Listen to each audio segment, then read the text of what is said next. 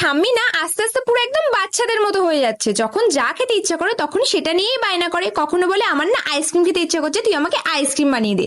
আবার কখনো বলে আমার না ভীষণ পরিমাণে মোমো খেতে ইচ্ছা করছে, তুই আমাকে মোমো বানিয়ে দে। আর আমি যদি কিছু না বানিয়ে দিই তাহলে মুখটা না পুরো একদম বাচ্চাদের মতো করে ফুলিয়ে বসে থাকবে। তো এরকমই কাল দুপুরবেলা হঠাৎ করে আমার ঠাম্মি আমাকে ডেকে বলছে, শোন শোন আমার না ভীষণ পরিমাণে গোলাপ জামুন খেতে ইচ্ছা করছে, তুই আমাকে বানিয়ে খাওয়া না রে। তখন আমিও ঠাম্মিকে বললাম, দেখো ঠাম্মি আমি তো গোলাপ জামুন বানাতে পারি না, তুমি অন্য কিছু বলো, আমি তোমার জন্য অন্য কিছু বানিয়ে দিচ্ছি। কিন্তু ঠাম্মি আমার কোনো কথা শুনলে তো অমনি ঠাম্মি মুখটা ফুলিয়ে নিয়ে আমাকে বললো, আমি অত কিছু জানি না, আমাকে গোলাপ জামুনই বানিয়ে খাওয়াতে হবে। আর ঠাম্মির ওই মিষ্টি বাচ্চা বাচ্চা মুখটা দেখে না আমিও আর না করতেই পারলাম না। তারপর আমি ভাবলাম যে কিছু তো একটা আইডিয়া লাগাতে হবে। তো তারপর আমি ইউটিউবে সার্চ করলাম ইজি গোলাপ জামুন রেসিপি। তারপর ভিডিওতে কি দেখলাম জানো, ব্রেড দিয়ে গোলাপ জামুন বানানো যায়। তো তারপর আমিও তাড়াতাড়ি করে ঠাম্মির জন্য ব্রেড দিয়ে আর এই গোলাপ জামুনটা বানিয়েছিলাম। আর সত্যি বলবো এটা খেতে না অনেক সুন্দর হয়েছিল। আমি তো ভাবতেই পারিনি যে আমি এত সুন্দর গোলাপ জামুন বানাতে পারবো। তাহলে